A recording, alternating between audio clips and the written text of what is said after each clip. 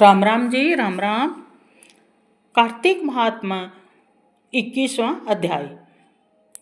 बोलो विष्णु भगवान की जय। श्री विष्णु गण बोले, हे द्विज, इतिहास समेत हम प्राचीन बात करते हैं, उसे ध्यान से सुनो। कांचीपुरी में चोल नामक चक्रवर्ती राजा था। उसके ही नाम से चोल देश प्रसिद्ध था। उसके राज्य में कोई आदमी दुखी, पापी, गरीब और रोगी नहीं था। एक समय वह राजा अनंत शयन नाम स्थान को गया। वहाँ की योग माया के साथ भगवान श्री हरि शेष शैया पर शयन करते हैं।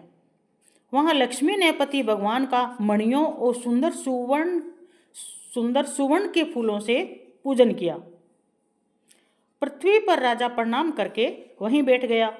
तब हाथ में तुलसी और जल लिए कांचीपुरी में रहने वाले श्री हरि सूत मंत्रों इत्यादि से भगवान को स्नान कराया और तुलसी दल व मंजरी से पूजन किया।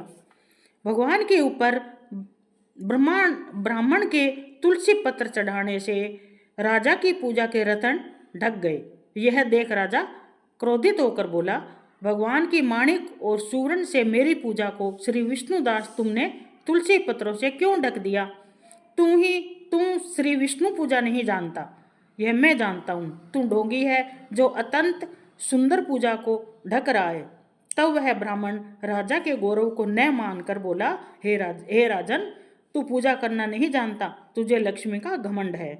विष्णुदास की बात सुनकर राजा हंसकर गर्व युक्त वचन कहने लगा, ब्राह्मण, यदि तू भक्ति का गर्व करता है, बता मुझ दरिद्री की भक्ति कितनी है।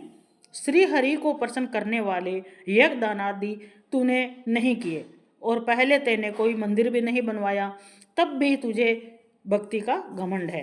अब सभी ब्राह्मण मेरे वचनों को सुनो, सब देखते रहो कि श्री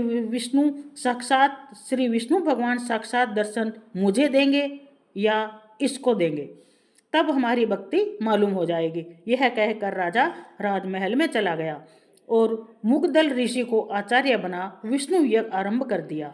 उस यज्ञ में बहुत से ऋषियों को बुलाया गया और अन्न संपत्ति दान दी। यह यज्ञ गया क्षेत्र में किया गया।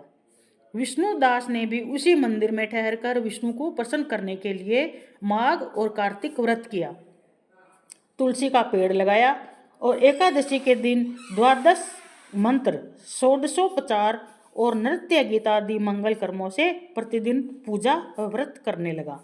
इस प्रकार सब इंद्रियों को वश में करके भगवान विष्णु की आराधना करते हुए राजा और विष्णुदास ने बहुत समय बिता दिया। अध्याय 21वां समाप्त। बोलो विष्णु भगवान की जय।